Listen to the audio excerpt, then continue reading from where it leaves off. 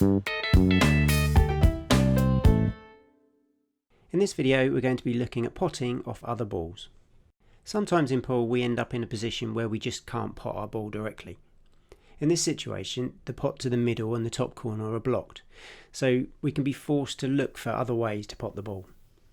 By using our knowledge of the path of the cue ball after impact that I've covered in the video above, we can apply that to our object ball instead and then play off an opponent's ball and into the pocket.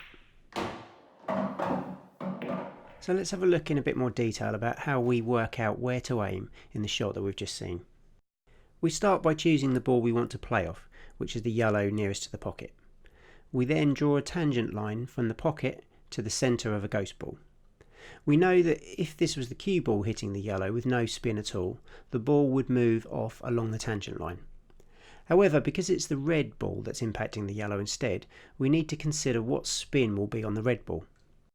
Usually the red will be rolling forward, so we know that it will be travelling forward slightly from this tangent line.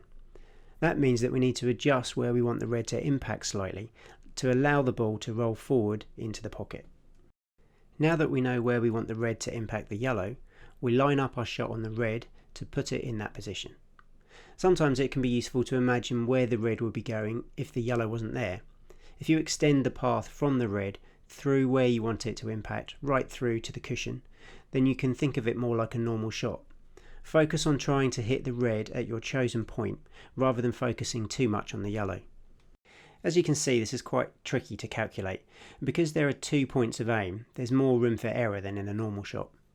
Because of this, it should be considered as a risky shot to play, and I would only recommend it when the distance between the opponent's ball and the pocket is fairly small. Sometimes you might also want to play off one of your own balls to make a pot. If we look at this situation, we can't get to our red ball over the pocket because it's completely blocked by the yellow. Now, we could obviously just play any shot on the middle red and hope that our opponent moves the yellow themselves on the next shot.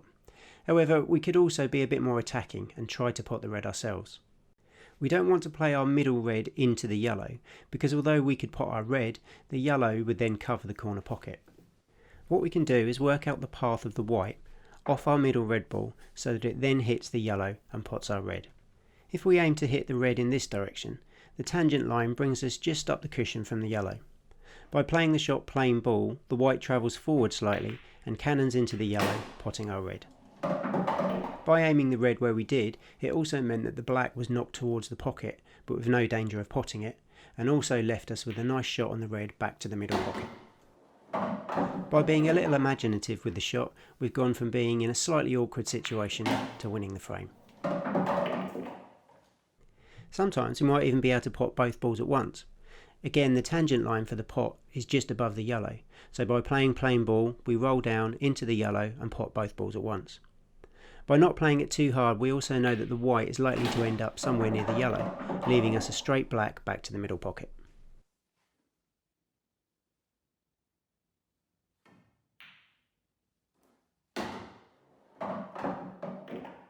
On other occasions we might need to do a bit of work with the path of the cue ball to get it into the yellow.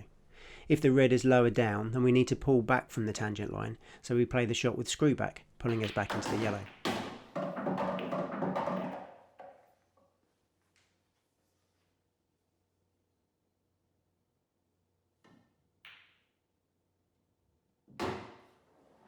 If the tangent line is a lot higher, then we'd need to play with topspin to go into the yellow.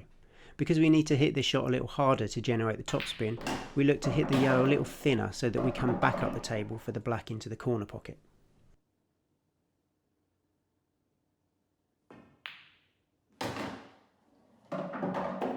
As I said, these shots can be a little trickier to execute than a standard pot, but if we find ourselves in an awkward situation, using our knowledge of the path of the cue ball or off another ball, together with a little imagination, we can get ourselves out of trouble.